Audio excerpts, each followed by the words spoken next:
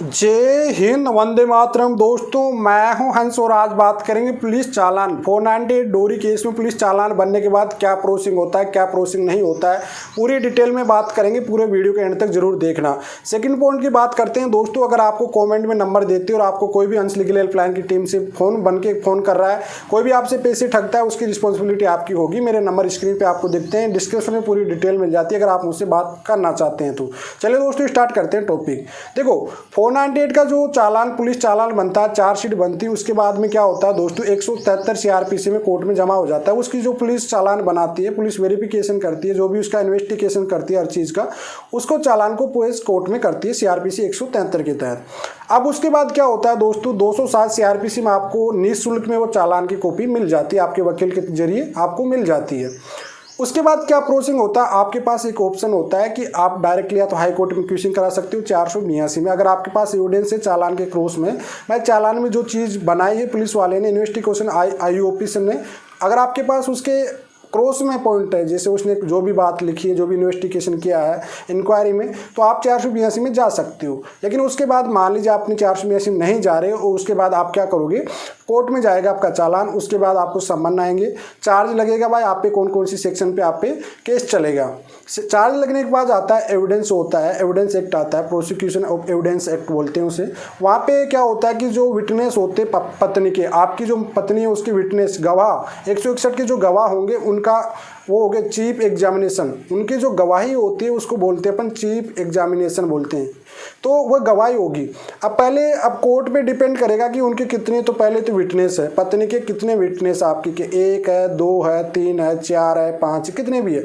चाहेगा कोर्ट तो एक साथ में ले सकता है उनकी, चाहे एक एक को अलग अलग करके ले सकता है, लेकिन मैक्सिमम एक एक को अलग अलग करके लेता है कोर्ट भी हमेशा, क्योंकि हमेशा उनसे पूछा जाता है भाई जो क्राइम घटा है उसके साथ जो भी क्राइम हुआ है, जो भी विटनेस उन्होंने बनाया है, उनमें से कोई कौन सा, मान लीजिए किसने बोला कि इनके साथ किसी डंडे से मार फूटी हुई, दूसरे गवाही ने ये बोला कि इसके साथ तो किसी हथियार से, घातक हथियार से हुई, किसी तीसरे ने कुछ बोल दिया, तो इसलिए जो कोर्ट मैक्सिमम 99% आपके केस में जो गवाही होती है उसमें एक एक सिंगल को बुलाया जाता है दोस्तों।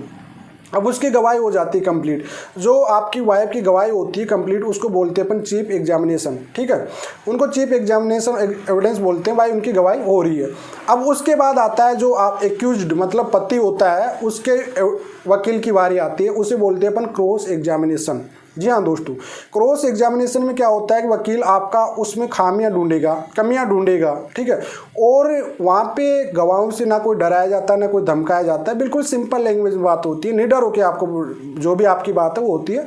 वकील उसको क्रॉस पॉइंट करेगा, क्रॉस एग्जामिनेशन लेगा आपका वकील वहाँ पे, भाई जो घटना घटी है उससे रिलेटेड ही अकॉर्डिंग टू योर केस, जो आपका केस है उसके अकॉर्डिंग उसने क्रॉस एग्जामिनेशन लेना होता है आपका वकील को, जो आपका हस्बैंड का वकील होता है, ठीक है। अब क्रॉस एग्जामिनेशन कोशिश ये करेगा वकील की उनमें से झूठी साबित करे, जैसे चारों गवाही ने, जो 4 गवाह मान लीजिए, 5 मान लीजिए, उनमें से 5 ने डिफरेंट गवाही दी है, तो वो सुजेशन करके उनको क्रॉस करा सकता है, खत्म करा सकता है। भाई देखो गवाही जो दे रहा है वो गलत दे रहा है, एक गवाह तो क्या बोल रहा है, दूसरा गवाह क्या बोल रहा है, एक ही देख ली, मान ली किसी ने बोला कि बेलन से मारा, दूसरे ने बोल दिया कि इसको तो डंडे से मारा, तीसरे ने बोल दिया चाकू से मारा, चौथे ने बोला कि बंदूक से डराया। इनके चारों के जो विटनेस गवाही है वो बिल्कुल डिफरेंट आ गई है वहाँ पे। आप सोचिए कि वहाँ पे चारों की गवाही पूरी डिफरेंट आ चुकी है, तो वहाँ पे आप क्रॉस एग्जामिनेशन में आपका वकील उनको खारिज करा सकता है सुजेशन बोल के, ठीक है दोस्तों। अब उसके बाद काफ़ी लोगों में ये क्रॉस एग्जामिनेशन होता है वहाँ पे। उसके बाद जो भी आगे का प्रोसेसिंग होगा अलग पार्ट बनाऊंगा। एक सवाल और आता है लोगों के माइंड में कि सर जो पति होता है, एक्यूज्ड होता है, क्या वो भी अपना जो एविडेंस विक्टिम बन सकता है, गवाह बन सकता है खुद के केस का, भाई जो क्राइम हुआ ऐसा नहीं हुआ। जी हाँ, उसी डिफेंस बोलते हैं एक तरह से, तो वह डिफेंस ऑफेंस आता है, एविडेंस आता है, उसको वहाँ पे वह एक तरह से पूरा प्रोसेसिंग होगा, उसका भी क्रॉस एग्जामिनेशन होगा। पूरा प्रोसेसिंग जो वकील जो गवाही होती है उनकी तरह उनका भी होता है पति का, और वह खुद भी अपना केस का गवाह बन सकता है इजीली। तो ये गवाहों की जो क्रॉस एग्जामिनेशन होती है 498 केस के में, हर केस में इसी टाइप से होती है, प्रोसेसिंग यही होता है सेम का ही। भाई पहले तो एक सिंपल लैंग्वेज में आपको समझाता हूँ। भाई पहले तो आपकी पत्नी का होगा गवाही होगी, उसके बाद आपका नंबर आएगा, कोशिश आपका वकील करेगा भाई जो गवाही है इनको क्रॉस में एग्जामिनेशन लिया जाए, इनमें से कुछ ना कुछ झूठ साबित किया जाए, इनका कुछ ना कुछ झूठे। अब देखो पता ही नहीं पड़ता गवाहों को, मैं कह रहा हूँ कि आपको पता ही नहीं पड़ेगा कब आपकी झूठ है तो उसको कब झूठ साबित कर देगा, कब सच में सच साबित कर देगा।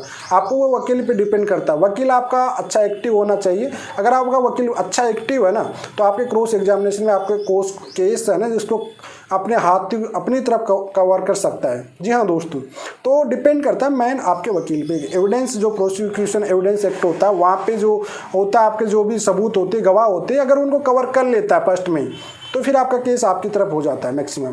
तो दोस्तों ये इस तरह का जो गवाही होती है एविडेंस एक्ट होता है वो इस तरह से प्रोसेसिंग होता है आपका चालान पुलिस चालान बनने के बाद। आई होप आपके जो भी डाउट होंगे वो क्लियर हो गए। फिर भी आपका कोई डाउट रहता है तो कमेंट में पूछ सकते हैं। चलिए दोस्तों आज के लिए इतना ही। जय हिंद, वंदे मातरम।